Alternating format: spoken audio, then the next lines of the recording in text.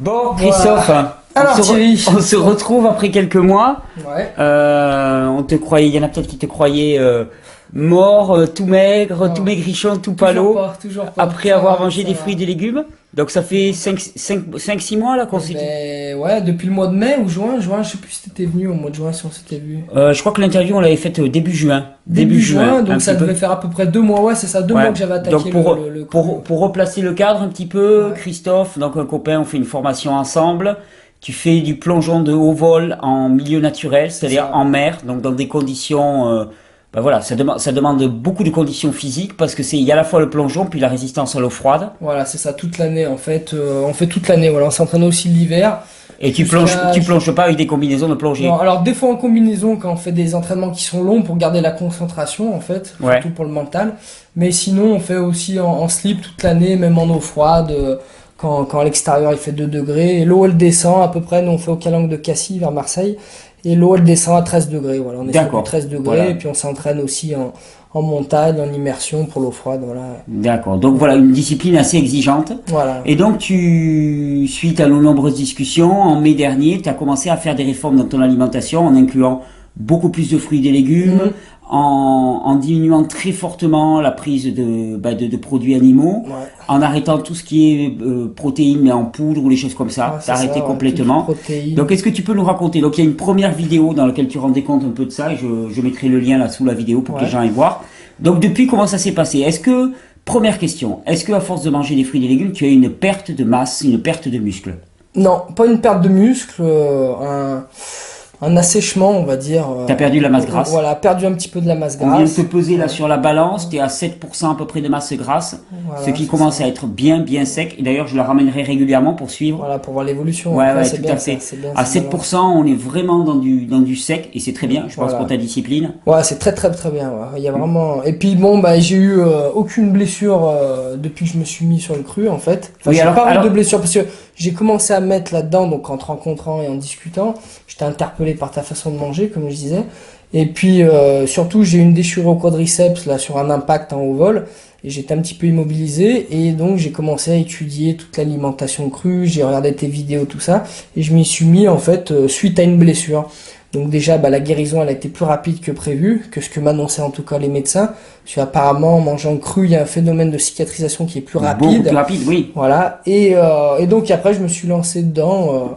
Et puis c'est devenu normal, quotidien. Et c'est vraiment excellent. Donc, qu'est-ce que tu as pu mesurer comme bienfait? Bon, tu me disais perte de masse grasse, donc tu t'es Perte de masse asséché, grasse, ouais. pas de blessure, Pas de blessure, donc pas de douleur articulaire, quasiment aucune douleur alors qu'avant tu en articulaire. avais? Avant, j'en avais plus régulièrement quand même. Là, des D'accord. fois, j'ai un petit peu mal à l'épaule suivant les impacts et l'entraînement, mais j'en avais beaucoup plus régulièrement. Et des tendinites aussi, ouais, j'ai plus de tendinites. D'accord. Alors, est-ce que c'est l'arrêt aussi complètement des produits laitiers qui est peut-être lié à ça? Qui a Mais participé, en tout cas, il certainement. y a plus d'inflammation de tendons, plus de tendinites. Alors ça, c'est vraiment, vraiment un confort pour le sport. Hein, Oui, carrément. j'imagine pour ta Ah pratique, ouais, c'est c'est un vraiment vrai, un un confort. vrai confort. Sinon, est-ce que tu as expérimenté d'autres bienfaits? Après, bah, en bienfait, alors il y a un truc que j'arrive pas à expliquer en fait.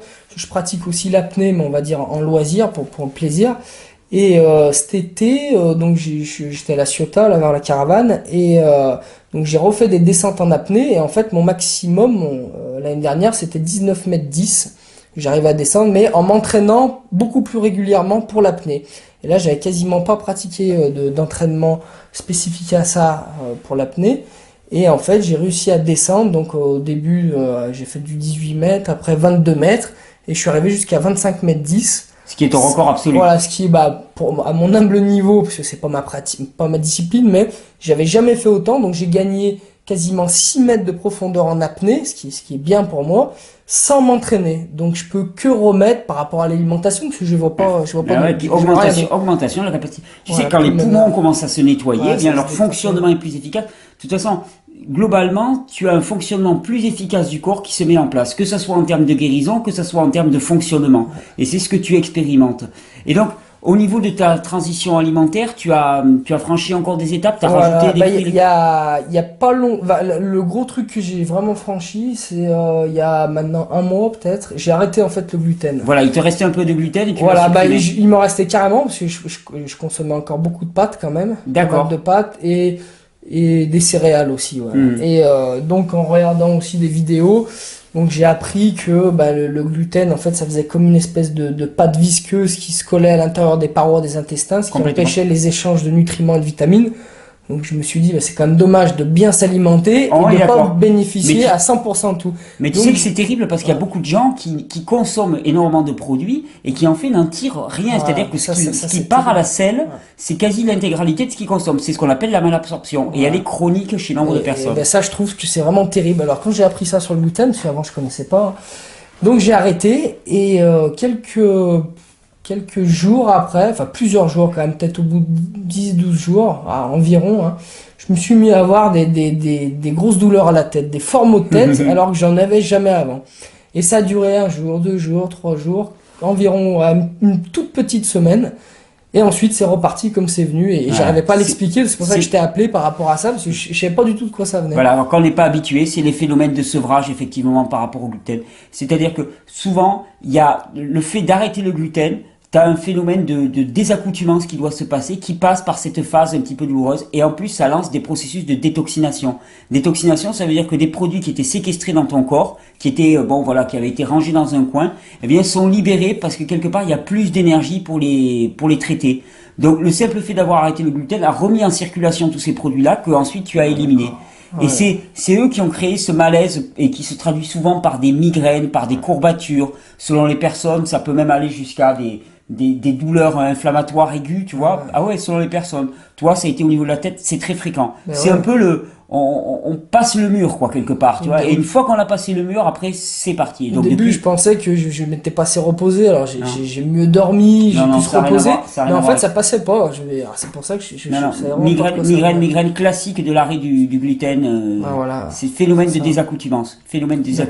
Il faut dire que les protéines qui sont dans le blé sont extrêmement excitantes pour le système nerveux, sont extrêmement perturbantes pour le système nerveux. Et quand on les arrête, il y a une espèce de zone de flou pour le corps, dans lequel il y a beaucoup de réajustements à faire. Et effectivement, on constate que ces douleurs sont souvent liées. On constate qu'il peut y avoir aussi des éruptions de boutons à ce moment-là. Je sais pas si ça a été le cas pour toi. Non, pas trop, surtout les maux de tête. Maux de tête, selon les personnes, ça se passe à un endroit ou à un autre. Et puis par contre, à mon agréable surprise, j'ai trouvé que c'était pas si compliqué que ça d'arrêter le gluten, parce que j'ai simplement en fait remplacé les pâtes par du riz, donc ce qui est quand même simple, tout le monde peut le faire, je pense. Et au niveau des céréales, j'ai trouvé dans les Biocoop, tous les magasins bio, des céréales de sarrasin en fait. Voilà, exactement. C'est un bon remplacement. Et le pain, il y a du pain sans gluten ou du pain aux petites épautes qui contient quasiment aucune trace de gluten. Donc en fait, c'est très très très simple. Moi, je voyais un truc très difficile à mettre en place. Tu voyais la montagne. Mais alors en fait, c'est d'une simplicité. Bon, alors dis-moi maintenant, qu'est-ce que c'est un petit peu? Tu fais du sport de haut niveau, tu pratiques, tu consacres, t'es pompier en plus, donc pompier, c'est pas le travail sédentaire par excellence, donc tu te bouges plutôt pas mal. Donc tu as un gros rythme de vie, et donc au niveau alimentaire, sur une journée, tu fonctionnes à peu près comment pour donner une idée, parce que je sais pas, les gens qui pratiquent, tu fais de la musculation aussi, donc les gens qui font de la musculation, ils ont des programmes avec des compléments protéinés et ainsi de suite, et je crois que maintenant là, toi, tu es très éloigné de ça finalement. Voilà, j'en suis revenu en fait, en cherchant avant tout déjà la santé. Mis à part la prise de masse musculaire, etc. Déjà, c'est surtout la santé, pas être malade, ne jamais être malade. Ça, c'est l'essentiel déjà, c'est le premier truc. Et donc, concrètement, le matin, ça se résume assez simplement. C'est des jus de fruits, donc ça dépend des saisons en fait. Un petit peu de miel aussi, des céréales, donc de sarrasin, sans le gluten vu que j'ai arrêté. J'ai aussi du pain sans gluten, ça dépend, quelques oléagineux, donc les noisettes, des amandes, des raisins secs, des dattes aussi, beaucoup de dattes, ensuite, si j'ai un petit peu faim dans la matinée, pareil, je vais prendre une pomme, un petit fruit vers les 10h. Ensuite, j'attends d'avoir faim, donc je me formalise pas à midi pile. C'est quand j'ai faim, des fois c'est 13h, des fois 11h du matin, je crève de faim, donc je fais mon repas. Et le repas du midi, on va dire, généralement, c'est une salade de crudité. Avec un petit peu de riz aussi, ou des pâtes sans gluten, ça dépend. Ensuite, je prends pas de fruits tout de suite derrière, j'attends un petit peu, parce que j'ai entendu dire que ça ralentissait la digestion. Donc je vais le prendre 1 ou 2 heures après le repas, environ. Et après, soit je prends un petit complément avant l'entraînement. Donc ça peut être des fruits, ça peut être un petit peu tout ce qui me passe. Et ensuite, je remange le soir. Et le soir, donc je prenais un petit peu de poisson cru avec du riz et des crudités, voilà. D'accord, ok. Donc, À quelque chose près, ouais, c'est ça. donc tu oscilles avec 2 repas avec des fruits à peu Voilà. près et 2 repas avec des légumes Voilà, et des à peu crudités. près, ouais, ça doit me faire 4 repas. 4 repas. Et plus de poudre de quoi que ce soit. Non, plus- alors, plus- oui, j'ai oublié de dire aussi, donc après les entraînements, donc pas les entraînements de plongeon, mais après l'entraînement musculation, je prends la spiruline. Oui, d'accord. Donc, Pour la reconstruction voilà, pour la musculaire. reconstruction, et donc vu que c'est beaucoup plus assimilable, comme tu avais dit dans l'autre vidéo, donc à la place de prendre des poudres de protéines, je prends la spiruline. Voilà, qui est quand même, ce que je te disais là, lors du repas à midi, hein, c'est la spiruline est indiquée par la FAO, donc quand même l'Organisation mondiale de l'alimentation, comme la source numéro 1 la plus assimilable d'acides aminés. Voilà. Hein. important. C'est un véritable concentré d'acides aminés, c'est plus de 60%, 70% d'acides aminés.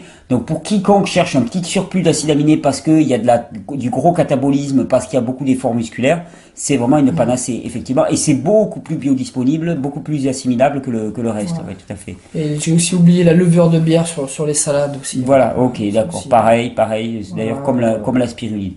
Ok, donc des bienfaits, t'as des difficultés, comment ça se passe, la transition, tu me parlais de ta peau. Ouais, alors les difficultés, les maux de tête par rapport au gluten, donc ça c'est passé au bout de 4 jours. Et ensuite la peau sèche. Ah, la peau Voilà. sèche. Et ça je sais pas de quoi ça va. Alors j'ai tout pensé, bon, il y a le soleil, parce qu'on est souvent exposé au soleil dans Non. les calanques.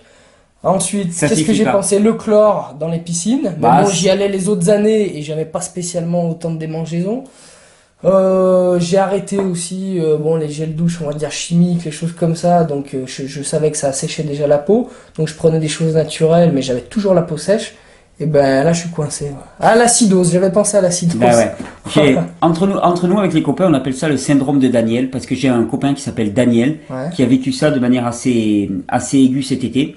C'est-à-dire qu'il a commencé l'été, il y avait énormément de pastèques et de melons, qui sont des produits qui favorisent vraiment l'élimination. Ouais. Il s'est régalé avec ça. Il s'en est gorgé. Or, ça faisait peu de temps qu'il avait fait sa transition alimentaire. Et puis d'un seul coup, il a commencé à avoir des démangeaisons, la peau qui le tire, qui le brûle. Et il s'est retrouvé à un moment où il ne dormait plus la nuit, il passait son temps à se gratter avec des brosses et ainsi de suite. Pourquoi? Qu'est-ce qui se passe? C'est parce que dans ton corps, particulièrement là, tu vois, tu as une perte de masse grasse, d'accord? Donc, tu as la masse grasse, elle sert dans le corps en grande partie à attraper, à stocker des toxines, à stocker des produits acides. La masse grasse dans le corps, elle sert un petit peu à isoler. C'est un peu comme une couche de gras qu'on met contre ces produits pour éviter qu'ils viennent agresser les tissus. Quand tu perds de la masse grasse, ces produits, ils sont libérés dans ton corps. Le but, c'est de les éliminer par la selle et par les reins, d'accord? Sauf que si tu en libères plus que tu ne peux éliminer, si tu libères plus vite que tu ne peux éliminer, eh ben ces produits, ils se retrouvent libérés dans ton corps sans pour cela être isolés avec de la graisse. Tu comprends comment à l'origine? Et selon les personnes, ils vont venir s'accumuler. Très souvent, ils viennent s'accumuler au niveau de la peau.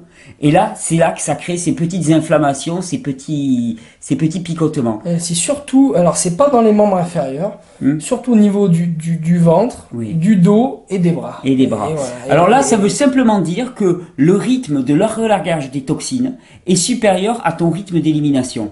Donc, ça peut vouloir dire deux choses. Premièrement, peut-être que tu vas un petit peu vite dans la transition alimentaire. Mais deuxièmement, est-ce que tu utilises des poudres de plantes, des choses comme ça pour favoriser le travail des reins, des intestins? Aucune, je connais pas du tout. Ok, donc on va s'en occuper de ça. Mais effectivement, moi je favoriserai le travail des reins de manière à éliminer. Parce qu'en fait, ces toxines, elles sont libérées. Hein. Le but, c'est pas tant qu'elles soient libérées dans le corps, c'est qu'elles soient éliminées, qu'elles partent dans les toilettes. Et donc, en favorisant le travail des reins, en favorisant le travail des intestins, je vais te faire passer des plantes médicinales qui vont t'aider vraiment à favoriser le travail de ces émonctoires et qui normalement, si c'est faible pour toi, c'est pas des énormes brûlures, c'est des petits picotements. Ça gratte en fait, avant de me coucher, ou des fois même à l'entraînement quand je prends des pauses pour la souplesse par exemple. Au bout d'un moment, je suis obligé de relâcher, de me gratter, quoi. D'accord. Ça m'étire. Voilà, bon, c'est pas encore aigu, donc ça devrait largement suffire. C'est faisable, ça passe. Mais c'est surtout le soir, en fait. Ouais, mais, parce que c'est le, avant de te coucher. Ouais, avant de me coucher, alors là, le soir, avant de me coucher, voilà, c'est les deux. Ben, c'est le moment où la détoxination se relance. C'est pendant la nuit que la détoxination a lieu. Surtout si tu manges pas trop tard le soir, ben, c'est la nuit que se relance la détoxination et c'est à ce moment-là que tu vas avoir ces démangeaisons. Donc, là, effectivement, simplement, normalement, en prenant ces poudres de plantes qui vont favoriser le travail des reins, tu devrais pouvoir éliminer. Donc, ça va être, mais ça veut simplement dire que ça va peut-être un peu vite. En tout cas, par rapport à la capacité de sortie de ton corps. Mais D'accord. c'est tout, quoi. Pourtant, au niveau du transit, il n'y a pas de problème. Ouais.